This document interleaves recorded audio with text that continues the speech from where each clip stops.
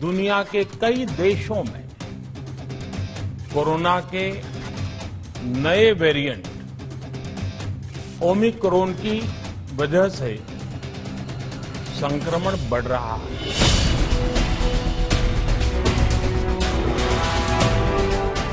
I'm highly concerned that Omicron being more transmissible. Omicron is going to replace the Delta. Delta कम होता जा रहा है, Omicron के cases ज़्यादा होते जा रहे हैं। हाईली इन्फेक्शियस है, उससे भी ज़्यादा, डेल्टा से भी ज़्यादा है। कहा जा सकता है कि कम्युनिटी स्प्रेड हो चुका है। मैं आप सभी से आग्रह करूंगा कि पैनिक न करें। हाँ, सावधान रहें, सतर्क रहें।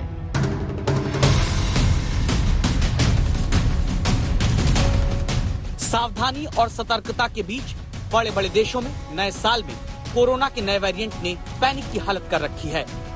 अमेरिका में 4 लाख से ज्यादा केस रोज आने लगे हैं। ब्रिटेन में 1 लाख से ज्यादा केस कोरोना मरीजों के आ रहे हैं। फ्रांस में 2 लाख से ज्यादा लोगों को रोज कोरोना 2022 में संक्रमित कर रहा है। स्पेन में 1.25 लाख के पार लगातार केस हर 24 घंटे में बढ़ रहे हैं। इटली में 1 लाख से ज्यादा केस हर दिन सामने आ रहे हैं। तो क्या 2019 में जो कोरोना 2020 में अल्फा बना, 2021 में डेल्टा के रूप में आया, अब 2022 में ओमिक्रॉन, संक्रमण की रफ्तार, मरीजों के आंकड़े, सबका रिकॉर्ड तोड़ने जा रहा है।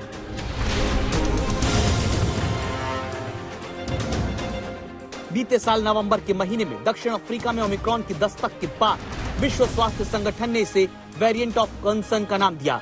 वजह संक्रमण का खतरा ज्यादा होना। Right now, Delta and Omicron are twin threats that are driving up cases to record numbers, which again is leading to spikes in hospitalizations and deaths. 2020 में शुरू हुए डेल्टा के साथ 2021 के आखिरी में ओमिक्रॉन ने रेस लगानी शुरू की। अब नए साल में डेल्टा को पीछे करके ओमिक्रॉन 2022 में कितना शक्तिशाली हो चुका है, सबूत ये अमेरिका, ब्रिटेन में 2 वैक्सीन और बूस्टर डोज लगे लोगों को भी कोरोना होने का केस सामने आ रहा है। 40 दिन के भीतर दुनिया के 127 देशों में ओमिक्रॉन के मामले सामने आ चुके हैं। 30 दिन के भीतर भारत के 24 से ज्यादा राज्यों में ओमिक्रॉन वेरिएंट पहुंच चुका है। 31 दिसंबर को खत्म हुए हफ्ते में भारत के भीतर पिछले हफ्ते के मुकाबले रोज के केस कई गुना बढ़े हैं। पिछले साल डेल्टा वेरिएंट के खिलाफ जो वैक्सीन दुनिया भर में लगी, टीके की उसी सुरक्षा को भी ओमिक्रॉन भेद रहा है। हाईली इन्फेक्शियस है, उससे भी ज्यादा, डेल्टा से भी ज्यादा है, और जो एग्जिस्टिंग इम्यूनिटी है उसको भी बाईपास कर रहा है। इन्फेक्शन भी हो रहे हैं, काफी ज्यादा इन्फेक्शन हुए, इवन फुल्ली वैक्सीनेटेड लोगों में हुए, जिन्होंने बूस्टर लिया हो था उन लोगों में भी हुए। क्योंकि ओमिक्रॉन में जो म्यूटेशंस हुए हैं स्पाइक प्रोटीन में ही हुए हैं। ये सारे म्यूटेशंस, 30 से ज्यादा म्यूटेशंस स्पाइक प्रोटीन के अंदर है।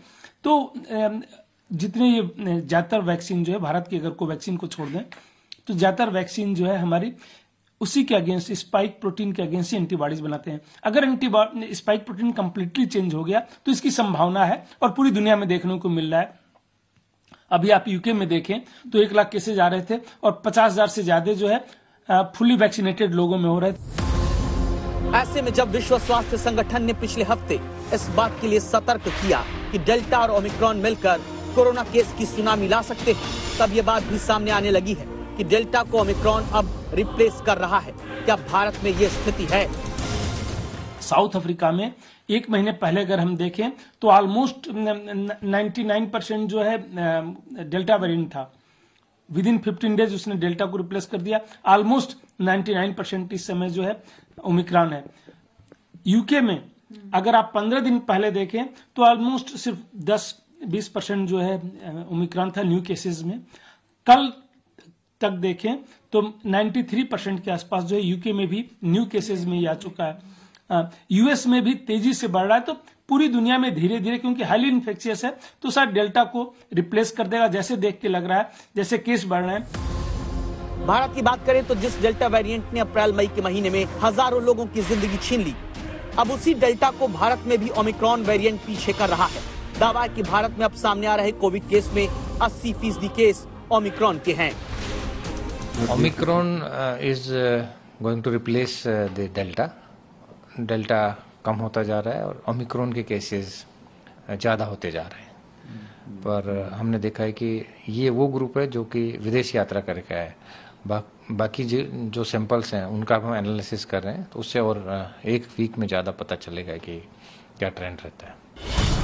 आगे आने वाले वक्त में ये भी पता चलने वाला है क्या तीसरी लहर ही कोरोना की आखिरी लहर होगी, क्योंकि प्लेग, स्पेनिश फ्लू, टीबी जैसी बेहद जानलेवा बीमारियां अपनी तीसरी लहर के बाद ही कमजोर पड़ी। क्या इसी तरह सबसे ज्यादा संक्रामक बना ओमिक्रॉन कोरोना के अंत का वेरिएंट बनेगा और 2022 कोरोना के अंत का साल होगा?